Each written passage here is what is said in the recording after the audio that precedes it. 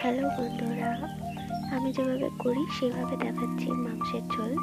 তো আলু এরকম ভেজে রেখেছি কেটে ডুবো ডুবো করে, আর পেঁয়াজ আদা রসুন লঙ্কা এগুলো ভেজে বেটে রেখেছি, আর জিরে সামান্য ভেজে গুঁড়ো করে রেখেছি।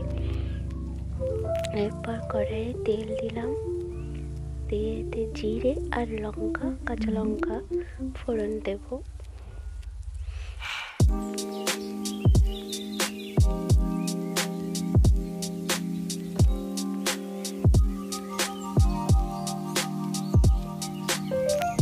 ভেজে নিয়ে এরপর আমি বাটা মশলাটা দিয়ে দেবো।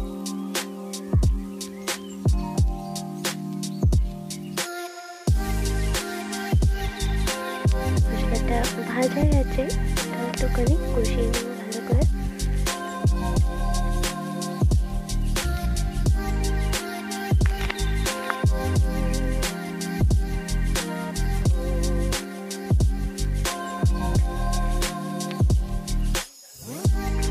একটু বাড়িয়ে দিলাম।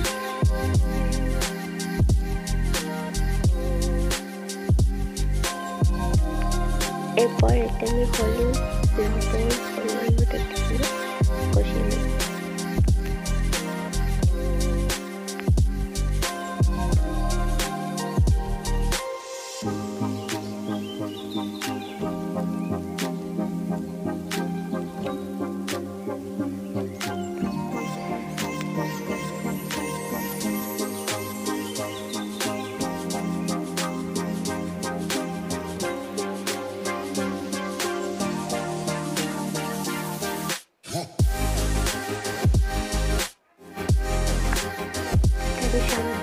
জল দিয়েছিলাম।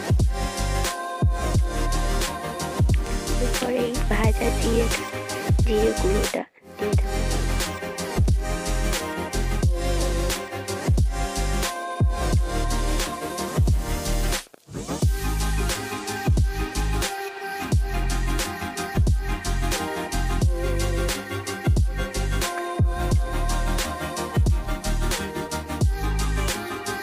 এরকম ভাবে ট্রাই করে দেখো তোমরা, একটু অন্যরকম লাগে। তো আমি রান্না করতে করতে একটু পেয়ারা কিনে নিচ্ছি।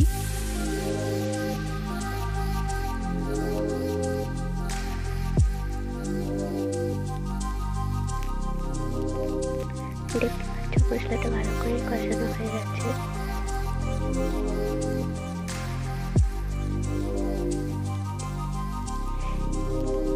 এরপর এতে আমি মাংসটা হলুদ লবণ তারপর একটু লেবুর রস দিয়ে ম্যারিনেট করে রেখেছিলাম, তো সেটা দিয়ে দিলাম।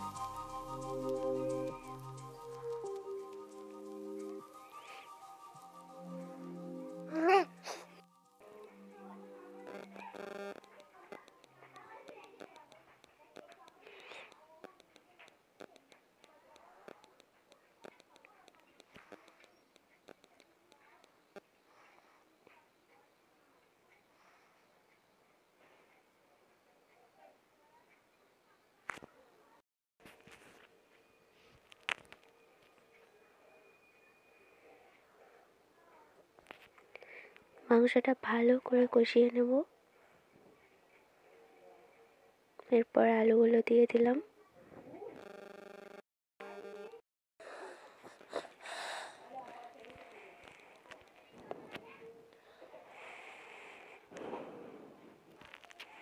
ভালো করে মশলাটা মিশিয়ে নেব।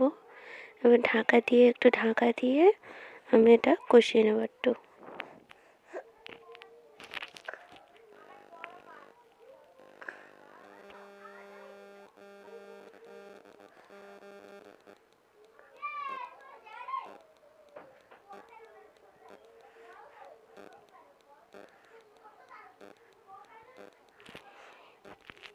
দেখতেই পাচ্ছ তেল ছেড়ে দিয়েছে, তো ভালো করেই কষানো হয়ে গিয়েছে।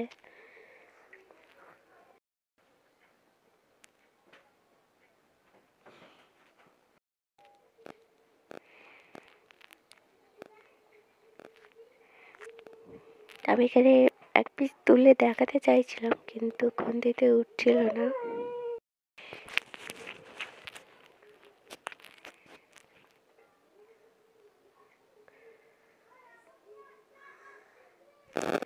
তো এরপর আমি এতে জল দিয়ে দেবো এই 1 বাটি।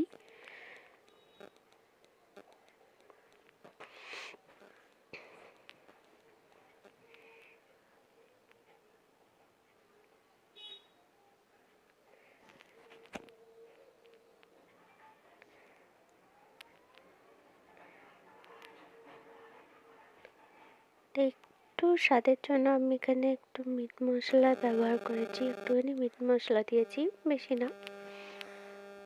তো একটু ঢাকা দিয়ে ফুটে গেলেই একদম রেডি হয়ে যাবে।